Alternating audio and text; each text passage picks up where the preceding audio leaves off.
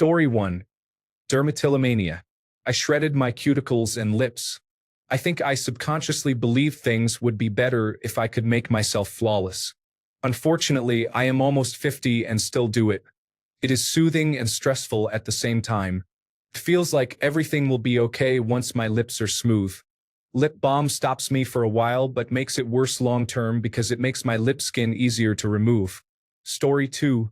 I can do it myself. It developed into hyperindependence, which has impacted my relationships. It is hard to trust someone who keeps one foot out the door.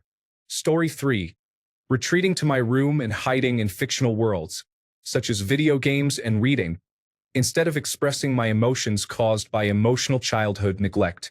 Now as an adult, my first instinct is to hide and protect myself when I have an issue. It has been a struggle to open up and communicate in a healthy way. I make a point to approach my children and talk to them when they are upset, after allowing them to cool down if needed, instead of ignoring them in their rooms and assuming everything is fine when they eventually come out. Story 4. Playing the passing out game. My friends, siblings, and I would press on each other's carotid arteries to reach unconsciousness. It was very dangerous. This was also a precursor to high-risk behavior. Story 5. Getting super attached to anyone I felt any hint of a connection with, to the point of it being quite creepy and unhealthy. I lost several friends over it who were not amused, to say the least. Every time I found someone I thought I could be friends with, I latched on with an iron grip and that person would become my obsession of the moment. I spent years trying to overcome this part of myself. Deep down inside, I know the tendencies are still there, which is why I now choose to remain aloof from all but a chosen few people. I never want to get that way with anyone ever again. I look back now and cringe hard at what I put people through growing up. I realize now it was undiagnosed autism spectrum disorder and abandonment or attachment issues from never quite fitting in, being excluded from my peers, and moving around a lot. Story 6. Being able to read people's emotions and adapt quickly is important. There is a difference between being aware of the emotional experience of others and being empathetic while holding space for that, and being hypervigilant due to trauma, erasing your whole self in the process to the point where nobody truly knows who you are. Even if you have valid concerns, they are buried under a mountain of people-pleasing behavior and indirect expression of your concerns. You will often feel like your needs are unmet because you may not feel worthy of having needs, which creates confusion and ambiguity for others. Most of all, you attract people who rely on you to remain in that people-pleasing role. You cannot have boundaries. Story 7. Stealing. It was small things like stickers and shiny objects. I realized it was bad when I decided to steal my roommate's heels. I felt really bad and I put them back in their place. I got therapy and worked on it, and thankfully I have stopped now. Story 8. Fantasizing and daydreaming are enjoyable until I dissociate while driving and almost crash. Story 9. Daydreaming. Teachers always described me as being in my own world, but otherwise polite and intelligent. I have learned that these are classic signs of either attention deficit hyperactivity disorder or autism in girls. I have not had the time, energy, or funds to get tested, but every professional I have interacted with agrees that I definitely have a learning disability. On another note, my sister would mirror her letters all the time. A teacher told my parents it would go away. She has dyslexia. Story 10. I was a pathological liar. I got therapy and learned to recognize why I lied and how to stop. Sometimes I still feel the urge to lie, but now that I have techniques to stop it and reconcile when I do lie, life is much better. It is nice to have friends now. The stress of my lies being discovered was a huge burden on every part of my life. It is really good to be free from it. Story 11. Discussed on Reddit before, but I would count the number of letters in each word in a sentence when people spoke. It started as fun but ended with me obsessively needing to do it to the point of not taking in the conversation aside from the words to store and count. I would also stack sentences in my brain if I couldn't count quickly enough. Luckily, I was oddly smart and self-aware as a teen and saw it was getting out of hand, so I made myself stop. As an adult, I had to stop reading a book series because one of the characters did the same, and I started to slip back into it. I have done other compulsive behaviors as well. I am currently going through the autism diagnosis process. Story 12. biting the inside of my cheeks and lips sometimes until they bled. Constantly. It is anxiety. I still cannot stop doing it to this day, 40 years later. Story 13. Pulling out my eyelashes because I thought I would get wishes is called trichotillomania. Apparently, and now I barely have any eyelashes, eyebrows, or hair on my head. Story 14.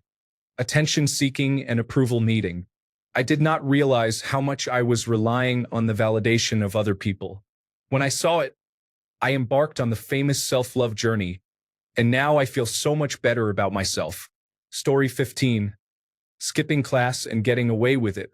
It took a lot to overcome the mindset of neglecting my obligations just because I did not want to do them. Story 16. I couldn't sleep until I knew everyone else was asleep. I know that in the 1980s we were not commonly talking about hypervigilance, but no one wondered why I, as a child, did not feel safe falling asleep unless I thought the adults were asleep too. Story 17. Maladaptive daydreaming happens frequently. I find myself not remembering things because I am always somewhere else. It also makes romantic interests a bit unhealthy for me. I have been really working on it though, trying to catch myself more when I do it. Getting better. Story 18. The dark, brooding type. It works in books and movies because the narrator tells you what they are feeling. In real life, not communicating is annoying, so unless you hire someone to follow you around telling people nearby what you are thinking and feeling, grow up and use your words like the rest of us. Too long. Didn't read. I can now communicate like an adult. Story 19. Forgetting to eat or not liking to eat. I thought it was just quirky. My whole family did it. My parents forgot to feed us kids a few times when I was 9 to 11 years old. We were always at least middle class, but they neglected us because of a side business. When I was 10, my mom put the entire family on an extremely restrictive diet because she definitely has an undiagnosed eating disorder and kept telling us that anyone who doesn't eat like us will die. It turns out she forced me to develop an eating disorder. I received a diagnosis and am recovering now in my late 20s. She is still in denial about hers. Story 20. I was very flexible as a child and would constantly contort myself into strange positions because it was comfortable for me and to show off. It turns out I have Ehlers-Danlos syndrome, and I was causing permanent damage to my body that I am paying for now as an adult. Story 21. Procrastinating on everything and then rushing to get it done at the last minute. Stressing myself out every time and beating myself up for not doing the work when I had more time. Guess what I turned out to have? Story 22. Using pain to comfort my anxiety. It started as picking at scabs and chewing my nails too short and developed into creating constantly open minor injuries. Then I began ripping my pinky toenails out, pulling hair out, and chewing on the inside of my mouth. I also developed a habit of cracking my lips on purpose and pulling the cracked skin to make them bigger. It was very calming. Story 23. Despite knowing the answer to a question or being asked about something, my immediate response is to remain quiet because of the fear of being made fun of. I had a stutter growing up, and I was usually yelled at for getting things wrong. Story 24. I sneaked my religion textbook home in first grade, so I could memorize the 10 Commandments and follow the rules exactly to achieve perfection. I also had a breakdown in first grade because I got a 99 on a spelling test. Long story short, I have obsessive-compulsive disorder that manifests largely as anorexia, which has nearly killed me twice. Story 25. Thinking and trusting that everyone is my friend. It turns out most people are untrustworthy and opportunistic. Story 26. Stimmying, specifically compulsively rubbing my feet together like a cricket. It turns out I have attention deficit hyperactivity disorder and autism. Story 27. Signing up for every extracurricular activity shows I am great at starting things. Sticking with them and seeing them through is another story. Story 28. Spacing out in class. Forgetting assignments. Losing things. When a Generation Z family member was diagnosed with attention deficit hyperactivity disorder, I had a record scratch moment. Story 29. Toe walking and hand flipping continued until around 8 or 9 years old. I stopped when I realized it was not socially acceptable. I am older now. Autism was not recognized when I was younger. Story 30. Cleaning. It is not normal to vacuum a small apartment for 6 hours or wring rags until your hands bleed. Story 31. Tilting my head to the left in pictures caused motion sickness. Turns out I have a lazy eye on my right side. I figured that out when I was 25, and now it is too late to do anything about it. Story 32. Knocking on wood and repeating prayers until it felt right. Guess who got diagnosed with obsessive-compulsive disorder? Story 33. People-pleasing took me over 40 years to recognize the behavior in myself and the damage that so many people did to me so easily over the years because of my drive to please everyone. Story 34. During my father's custody time, he rarely paid attention to me. I would go into the bathroom to play Barbie mermaids, fill up the tub a bit, and take some dolls in with me. He was a smoker. I melted the soap with his lighters for fun. I did it over the water so if anything went wrong, it would immediately get wet. I don't fully believe he didn't notice his soap was all melted. I would scrub with it to try to hide what I had done, but I was about 10 years old. I also don't believe he cared that his child was playing with fire because at least I wasn't bothering him. Story 35. I used to like keeping an ice cube in my mouth, eating it like hard candy rather than chewing it. Years later, I learned that ice cravings can indicate iron deficiency anemia. At that time, I was already increasing my iron intake because my doctor had found low iron levels during a blood test while I was undergoing a cardiac catheterization. Story 36. Not me, but one of my little cousins started walking on her tiptoes.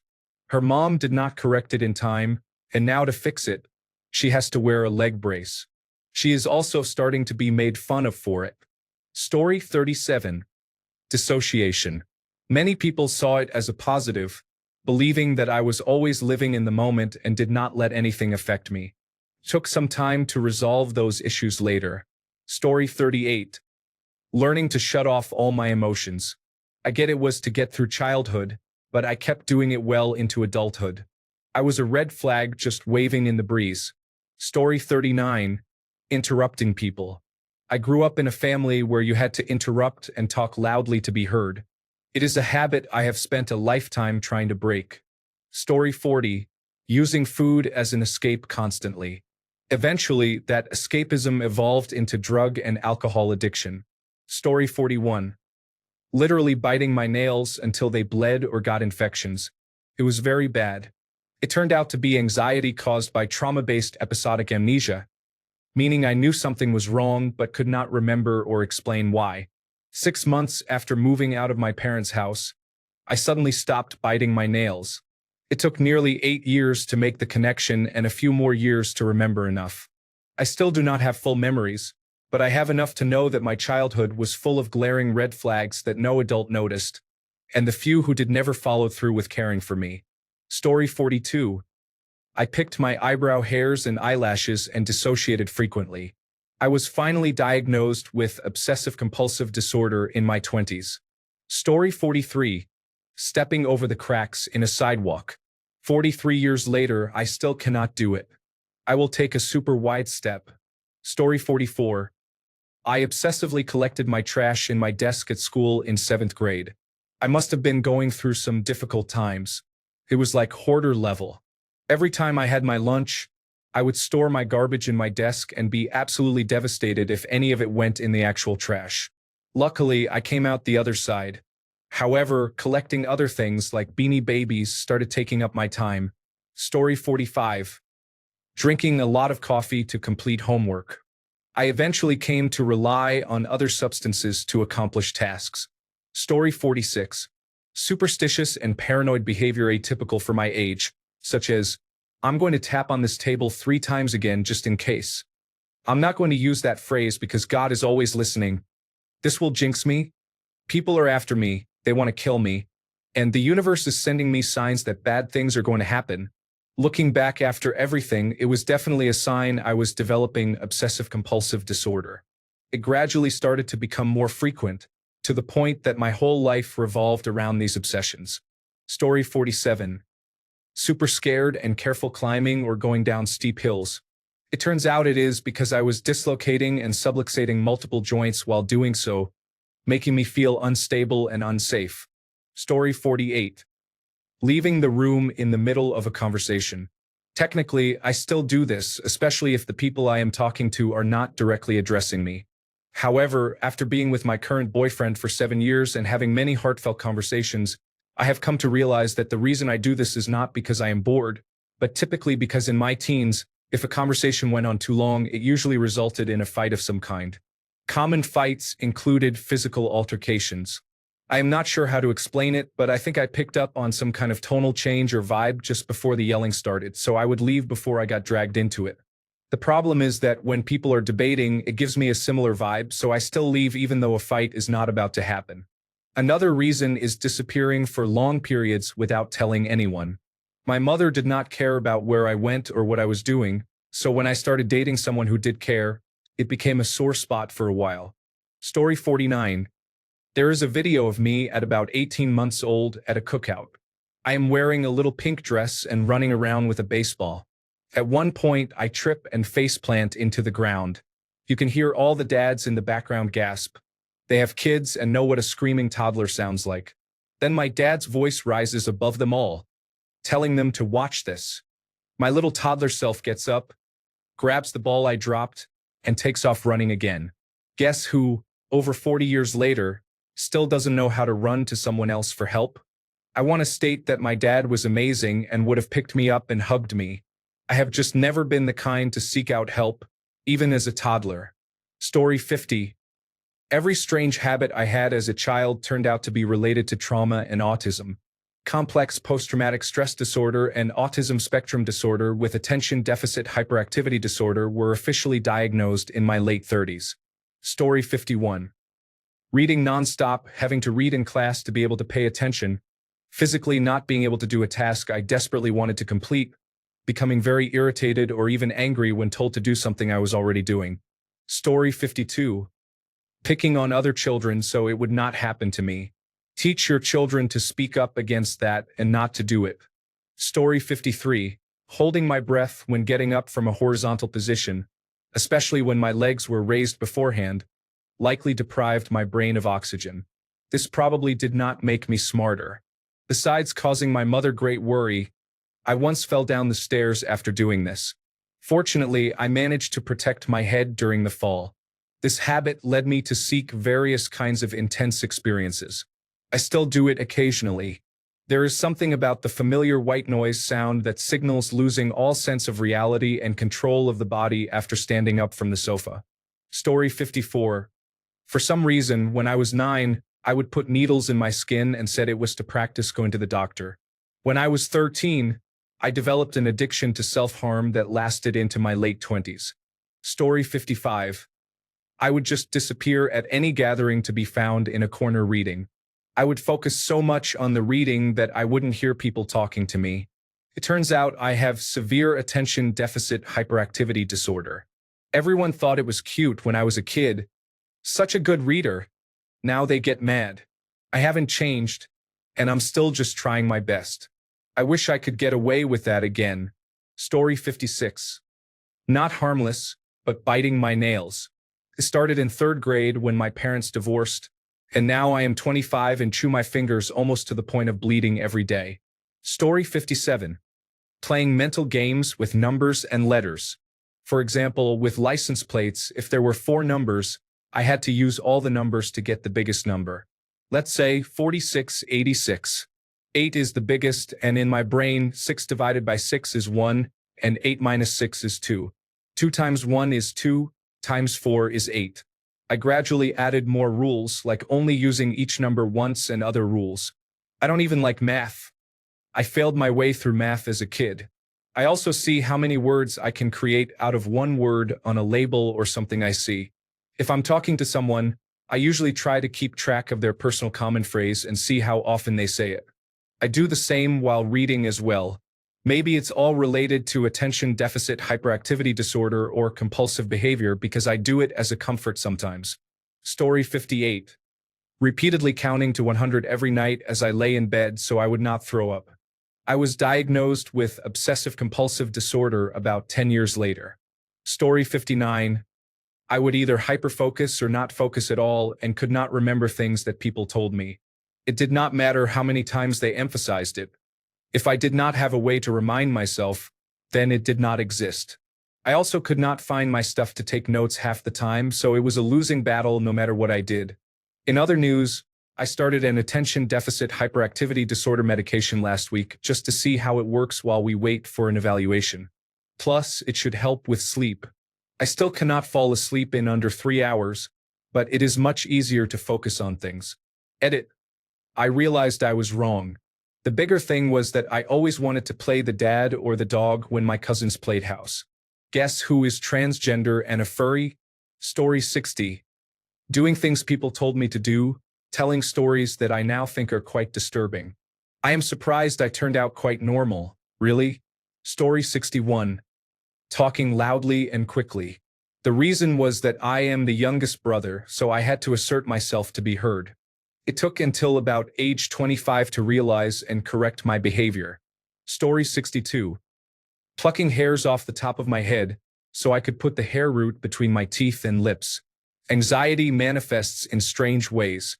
Even stranger, I learned about trichotillomania later on, and I realized it was similar to what my sister did by picking her scabs. I did not recall my hair-pulling behaviors until later. Story 63. Being a people pleaser and old beyond my years. Quotations because they are actual words of other people. Story 64. I never tell anyone anything because I would only get yelled at. I still find myself keeping totally inconsequential things from my wife purely out of habit. I am trying to get better, though. Story 65. Small compulsions like tapping my fingers on surfaces until they felt even turned into severe obsessive-compulsive disorder that almost took over my entire life. Story 66. Fidgeting, doodling, and various other repetitive or distracting stimming behaviors. Diagnosed with attention deficit hyperactivity disorder in my 30s. Story 67. Constantly daydreaming, dissociating, and wondering if what I was experiencing was real. I found out later in life that it was a way for me to escape the trauma I endured as a child. Story 68. I am not sure it is a red flag, but I would count how many steps it took to get places as a child. I started by counting the stairs every night to bed, but I would also count how many steps it took to the shop on the street or to school and back 6 hours later.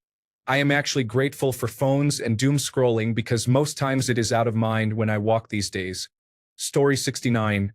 Counting, turning light switches on and off until it felt right, routines for certain things, huge emotional attachment to items, feeling dread when something did not go the way I wanted, the list goes on.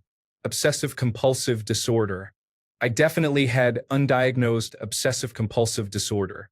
I quit cold turkey at around 10 years old when I realized it was taking over most thoughts and actions. It took a few weeks of feeling very uncomfortable, but I am glad I was intuitive at that age and did it.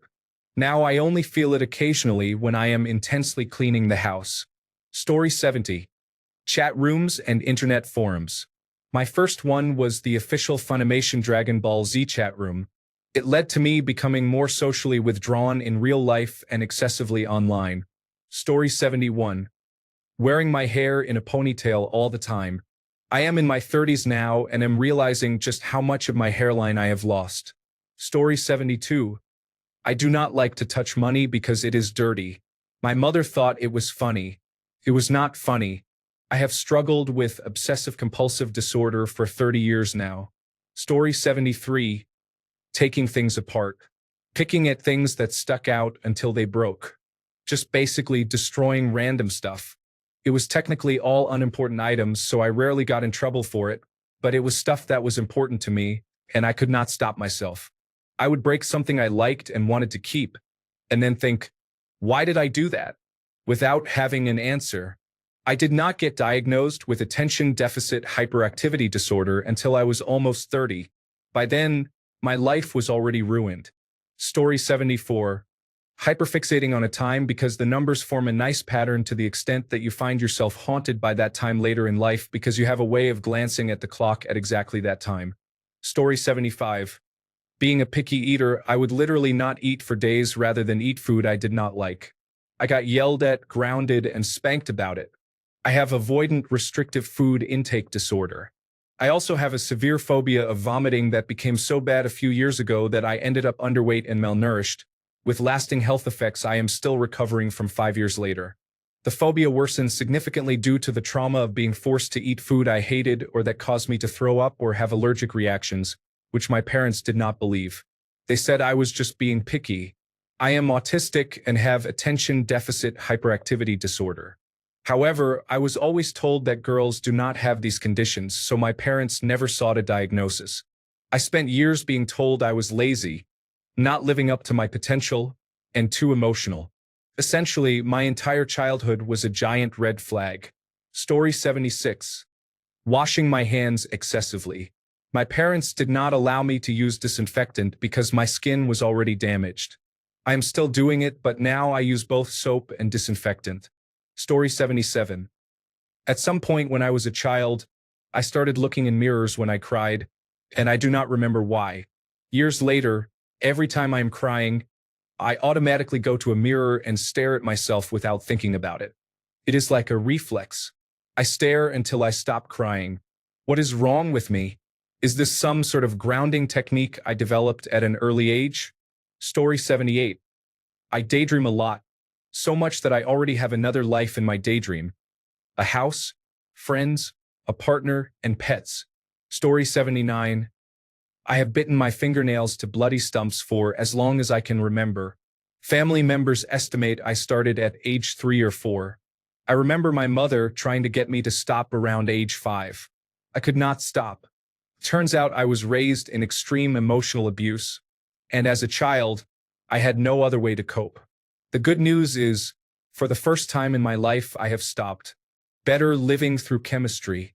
I cannot wait to take my daughter to get a manicure together. Something I have never done before. Story 80. Not necessarily harmless. Compulsively biting and picking at my lips until they were bleeding and painful. Anxiety and addictive self-destructive behavior came to define my adolescence and adulthood. I started using lip balm in my late 20s, but everything else remained uncertain. Story 81. I would just not bring things up sometimes, and if I did it long enough, usually the issue would go away and someone would forget about it. This does not work very well for me now. Story 82. Being teased. Members of my family were always teasing, but in reality, they were just being mean. They would call you dummy or stupid, then turn around and say they were just teasing and messing with you. Words hurt. Story 83. Not mine, but my mother worked in child services. One type she often encountered was high-performing academic children from abusive homes who would fall apart once they left home. Normally, it was a coping mechanism for kids to try to bring stability to the family. Story 84. Taking diphenhydramine to go to sleep. I have had sleep problems for as long as I can remember, but that definitely did not help. It started in middle school and continued into high school. Story 85. Sucking my fingers and thumb. Oral fixation. I think this is why I had problems with smoking and overeating. Story 86. Not sure how harmless this is, but I used to use lighters to burn flies to see what would happen. Looking back, I had a lot of anger that I kept suppressed. There were also hints in my drawings about exploding farm animals. For context, defiance against authority figures, severe anxiety, truancy, and trouble connecting with peers. I am not a danger now. These were signs of trauma but were overlooked. I am an animal lover who worked in rescue for many years and am now pursuing a late college career in the mental health field. Currently 1 year into intensive trauma recovery. Story 87. Skipping meals. Now I have been diagnosed with anorexia and have been in treatment multiple times. Who knew trying to be the skinny one in the family would create a problem that has lasted almost 35 years. Story 88. Thumbsucking. Hyperlexia. Mimicry. High ability to memorize. Good at mathematics and logic. Guess who is the underachieving gifted individual, late diagnosed with autism spectrum disorder and attention deficit hyperactivity disorder, as well as having complex post-traumatic stress disorder from an extremely stressful childhood and adolescence. Story 89. Daydreaming. I don't mean drifting off during class or before sleep. I mean complete, elaborate worlds and storylines running in my head at all times. As a child, I thought it was the magic of imagination. As an adult, I realized it was a coping mechanism to deal with abuse. Story 90. I don't know if you would call it a habit, but I have this tendency to hyperfixate to the extent that the world around me fades. As a child, this most often happened with books or Lego. As an adult, it can be work, television, my phone, books, or something unusual outside. I often come across as ignoring people, but I genuinely do not hear them and am not fully aware of their presence. Story 91. Coughing. My mother took me to see many doctors, and I took various medications and inhalers. As I got older, I developed more obvious tics from chronic tic disorder or Tourette syndrome, and I realized that the coughing was almost certainly the first tic. Story 92. Ignoring my own problems to make sure my mother, who had mental health issues, was okay. I remember one time my mother wanted me to get her tablets, and that somehow turned into her telling me she was more important. By the time I was an adult, 2 friends and 1 acquaintance, not at the same time, would come to me to vent, and I would comfort them. They always asked, though, and one of them would do so in direct messages and on posts while the other would just post about it. They did not only vent, they asked how I was and things like that. However, the last and most recent person who did this did not care at all. I still struggle to open up sometimes. Story 93. Sorry for the too much information, but I am holding back vomit as if I needed to be sick. I don't normally throw up, but it does make my nausea much worse. Being pregnant currently, I can't hold it back, and I get very heightened anxiety each time. Story 94. Eavesdropping on my parents' conversations when I sensed something was wrong but was not given any information. Story 95. Hiding in cupboards or sleeping in closets. I thought it was just a funny little quirk until I got older and realized a small private space is the only time I feel like I can safely be emotionally vulnerable. I am working on it. Story 96. I would not eat when I was upset because the physical pain of hunger dulled the emotions. It started some time before I was 7 years old. For years after, it was the only coping method that actually worked. Predictably, I have struggled with self-harm and eating disorders since I was 10 and 12 years old. Story 97. Setting low or no expectations of success so that I would not be disappointed if I did not achieve something. I have found that talking yourself down into having no trust in yourself, in the long run, diminishes your overall self-esteem, energy, and desire to set goals that will challenge you, all to avoid hurt feelings. Story 98. Ignoring the issue until I become so upset that I end up in the hospital. I had to become someone I am not to learn that family is not always family, and I should surround myself with people who genuinely love me. Story 99. Abandoning my sense of self to be whoever I thought I needed to be, even when alone. This all started because I began going to therapy as a child. I really didn't have issues that required me to be there, in my opinion, and even though the psychologist was great, cognitive behavioral therapy in general did not work for me. It was even more overwhelming as a child since I wanted to do it right, make them happy, and prove I was mentally healthy. It led to a lot of thought policing, abandoning my sense of self, and basically imagining someone was in my head analyzing every thought. So if I had anything even slightly that I thought could be criticized, I forced myself to have an approved thought or feeling. I am still affected because of it, and the worst part was that it was hard for me to recognize how harmful it was since it earned me praise from everyone. I didn't truly let myself have my own thoughts, feelings, and beliefs until adulthood because I was scared of having the wrong ones. If I could go back in time, knowing how sensitive I am as a person now, I wish I would have refused to speak at all the sessions. Story 100. Putting myself in time out to sob. It turns out it was how I dealt with overstimulation. Since my parents thought it was harmless, I struggled for 30 years trying to handle being overstimulated. At work, it came out as snapping at people, getting into arguments over my need for control to minimize issues, and struggling to complete tasks because I was interrupted. Finally, a doctor prescribed a stimulant and bam, problem solved. Story 101. Picking my nose. Between that, medications, and too much fluticasone propionate nasal spray, my nose didn't stand a chance. I did not use medications for an extended period, so my doctors agree the other 2 habits made it much worse. Story 102. Pressuring myself to be as good as possible at anything to make my parents notice, because suddenly you lose that motivation for everything. Now I am 18 with no goal in life. Story 103. Performing a ritual while repeating a made-up prayer that I believed was necessary to keep my family safe. Story 104. I used to pull my eyelashes out and bite the skin off my lips. Looking back, combining that with the stress eczema and unusual twitches I experienced in my neck, I was probably extremely stressed and anxious as a child. Story 105. When I was a young child, I had some strange tendencies. I would count buttons on chairs, repeat the last syllable of my sentences, burp and excuse myself, but be very precise with my language. I would get very upset if I was interrupted during any of this. There was also frequent hand washing. My family laughed it all off as just quirky habits. Fast forward about 20 years, I was diagnosed with obsessive-compulsive disorder. Things started making a lot more sense after that. It seems obvious in retrospect, but people were less aware back then. Story 106. Sticking a cotton swab into my sinuses to make myself sneeze repeatedly because it felt good. 24 years later, I am now a recovered addict. Story 107. I used to read spy books, especially teenage series like Alex Rider.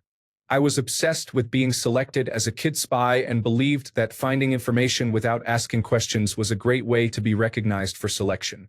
This eventually led to degraded social skills and severe social anxiety, which has become a core behavior I need to work hard to overcome. Story 108. I kept a small blanket bundle by my bed with everything I would grab if my house was burning down. Yes, I take anxiety medication now. Story 109. Biting and chewing the inside of my mouth. Parents used to think it was a nervous tic. It turns out I have obsessive-compulsive disorder, and dentists have warned me about the potential risk of oral cancer in the future due to the damage I have caused to my mouth. Story 110. I always wanted my sister to sit and talk with me while I took a bath. Warning. My stepfather was a pedophile and would peek at me in the tub. No one would believe me, so I had my sister with me as a witness and shield because he would never do it when she was there. Story 111. I bit my nails relentlessly as a child. I only stopped when I got braces at age 11, and my teeth were temporarily moved into a position that made it literally impossible to bite my nails. I was told repeatedly as a child that it was a bad habit. As an adult, I learned that nail biting can be a stress reaction, and suddenly it all made sense. Thanks a bunch for sticking around till the end of the video. Remember to subscribe, and until next time, stay awesome and goodbye.